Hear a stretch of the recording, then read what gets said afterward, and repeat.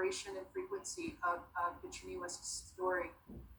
And all of the matter that is within that body of matter, that pool of matter, shapes itself in accordance with that story into every form that is now known within our universe. And once all of those forms have been created, Ecumundo forms a shell around that seed of life. And then Continuous begins to sing. She begins to sing into that seed of life until the vibration and the frequency of her song becomes strong enough to spread that life, burst that seed and spread that life across the known universe where it continues to expand today. And that story tells us a number of things. It helps us to understand the power in our oral traditions, the creative power of vibration and frequency, and the sacred science of sound. It helps us to understand how our words actually shape our reality. It also helps us to understand that we are born out of one seed of life, that we are not just related, that we are part of one living being that's having multiple simultaneous expressions of itself in our individual forms. And it also explains our interconnectedness and our interrelatedness. All of our web of life stories find their origin in this one story, where we begin to understand the true depths of our interrelatedness and our interconnectedness through the understanding of this story. And this is, as Kevin says, yes, I stole this line from him. As Kevin says, the Reader's Digest version of a long story that takes a long time to tell. And so when we understand this, we understand the depth of wisdom that's held in our oral traditions. We understand the wisdom within our web of life teachings, because not only is this telling us that we are connected, but it's aligning us with what science now calls principles of quantum entanglement, where this energy or this matter that makes up the structure of our being was once connected to all other matter that makes up all life within this universe. And what quantum entanglement tells us in scientific terms is that any matter that's once connected physically can never be disconnected energetically. And for us, we also say spiritually. Maybe science will catch up with that eventually as well. And so what we understand is that our being formed of this one seed of life, that we can never be separated energetically or spiritually from one another. And so we've been impacted by this illusion of the mind that has made us believe that we are separated, that we're different. When I think about this talk about these Christian terms of original sin, I think about that story and I say, the story has nothing to do with eating fruit or gaining knowledge.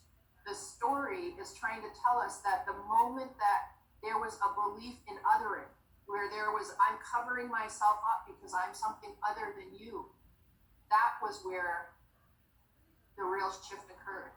That belief in separation, that belief in othering, that belief in a hierarchy, in shame, all of those types of things that separated us from the original creation, was the original sickness in the mind. And so what this is teaching us now, what these stories teach us now, is that as we're beginning to have global epidemics in relation to panic attacks, depression, people waking up in the middle of the night, feeling afraid, feeling worried, immense loneliness that people are experiencing. When I really dove into these feelings that were coming up for me and asked them, where are you coming from? What is the origin of this feeling that I'm experiencing? What I was guided to is that when we're experiencing these things, because we're so connected through quantum entanglement, what we're experiencing is a global experience of what doctors call phantom limb syndrome. So when somebody has an amputation and their leg is taken off from the knee down, even though the matter that once made up that leg is gone, they still get sensations in the foot that's no longer physically there, because they're still connected energetically, spiritually to the matter that made up that foot. And so when we think about it in those terms, and we think about what we're experiencing, we're experiencing global level phantom limb syndrome. So that when we are feeling extreme loneliness, even though we're around people that we love and that we relate to, and we start thinking, oh my gosh, what's wrong with me? What's really happening is we're picking up the loneliness that's being felt by the last white rhino on the planet who has no relatives in their species left to be with or to talk to. What we're experiencing when we're having panic attacks in the middle of the night is the feeling of the trees in the Amazon that are being burned down at record rates or cut down. When we're waking up with, this incredible sadness, this grief that we just can't get rid of. What we're feeling is we're feeling the feelings of that mother whale who carried her baby around for 17 days, asking us to pay attention to what we're doing to their ecosystem.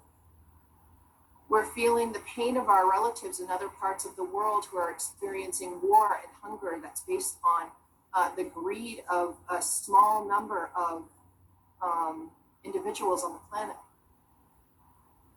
And we're being reminded of our interconnectivity and our interrelatedness, of our dependence on one another. And this also ties to that story of the first illness, where human beings were given illness by the animals so that they could remember their interrelatedness with the rest of creation.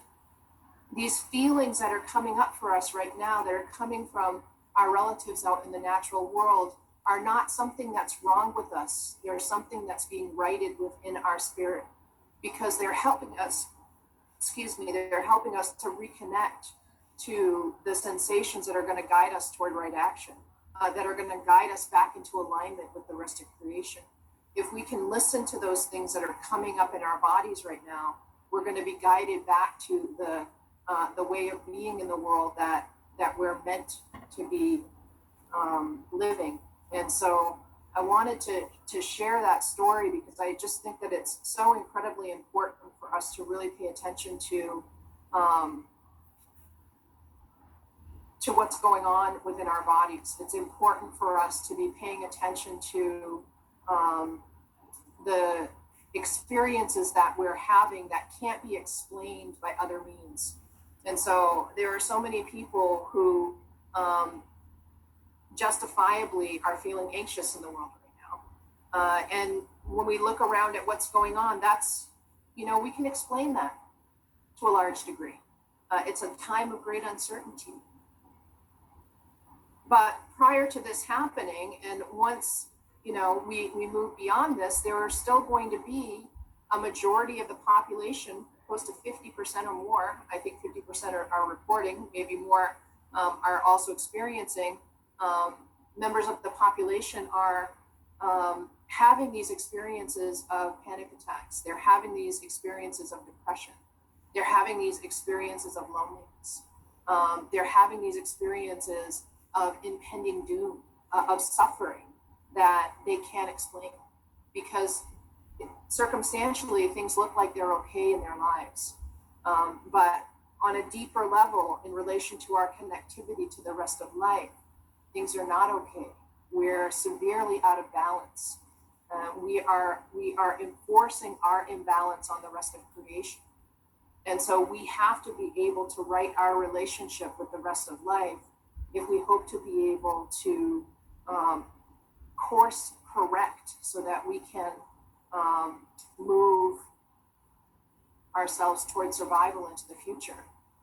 Because one of the things that I think we've failed to do is to be able to move ourselves back towards survival. We have become so dependent on this way of life that we have been living, that we're terrified to do anything different. And there are certainly those who want to encourage our fear in regard to doing anything different. There are those who want to encourage us to be afraid of growing our own foods, right? They want us to be afraid of letting go of fossil fuels. They want us to be afraid of letting go some of these unnecessary luxuries that we've become accustomed to, even though those things are leading to the extinction of more than 1 million species at this time, including our humanoid species. And so yesterday I talked about how we're the only species that's left. And in the story of the first illness, we are the ones who came back to the forest. We're the ones who came back to living in alignment with the rest of creation, which is what allowed us to survive and to exist today. If we don't course correct at this time, then we're going to be the last humanoid species in this iteration of life. And then eventually we'll have to be seated here all over again once the earth heals herself from the damage that we have done. And so it seems like a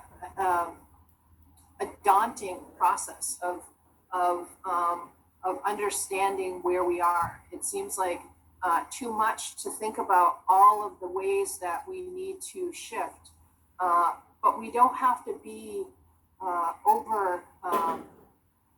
overwhelmed by the process. We can all think about one thing that we can do each day to live in greater alignment with life. We can all think about one thing that we can do today that will put us back into better and more harmonious, more just, more equitable, more loving, more compassionate relationship with other human beings. We can finally stand up and say these ways of being that are formed in deep-seated racist ideologies are no longer going to be accepted. We can make a collective stand about that. As a society, we've ended up where we are as a result of these collective choices that we've made, because we're actively co-creating the world that we're living in. We have made a series of collective choices as a society that has led us to this place in time, that has brought us to this place where we are forced into relationship with COVID. And so as we're contemplating this movement right now, as we're staying still, right, this movement of our spirits, this shifting of our hearts and minds back into alignment with life, we have to really understand the depth of connectivity that we share with one another.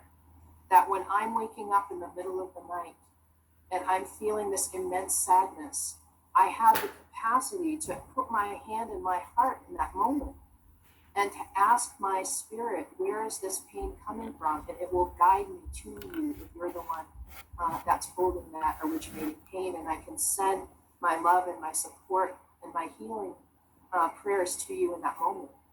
We can start to have a relationship with one or engage with one another in ways that are more in alignment with the capacity of our spirit rather than the limitations of our minds. And that's where we really need to be moving right now. And so I just want to encourage you to believe in the power that you hold as a co-creator of our reality in shaping a world that is more compassionate, a world that is more deeply connected, a world that holds greater hope, realistic hope that's based on experience, for us moving in a direction that allows for us to continue to exist into the future. I don't know, how many of you have children out there or grandchildren, nieces, nephews, people that you love in the world.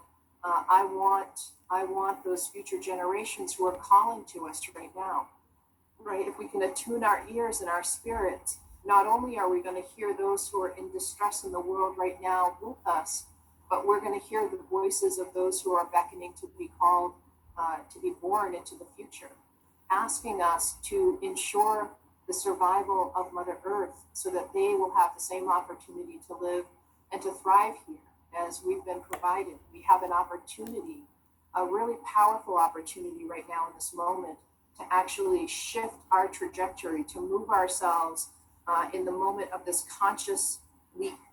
We're standing on the verge of this conscious leap in evolution, where we have the ability to actually direct our course because we're aware of it. We're aware that we're standing at the threshold of the birthing of a new way of being in relationship with one another.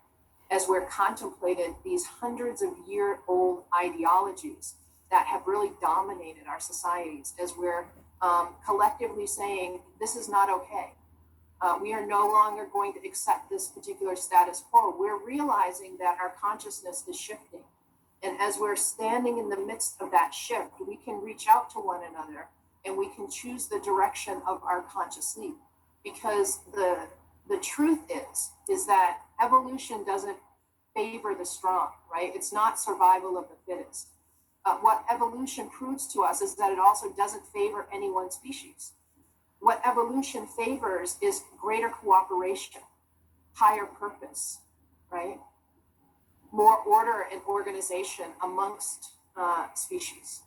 And so when we think about those who are willing to cooperate, those who are willing to live in ways that serve a higher purpose, those who are willing to reach across and actually live in greater collaboration, work in greater collaboration and cooperation and more communally, what we're seeing is we're seeing alignment with the flow of evolution.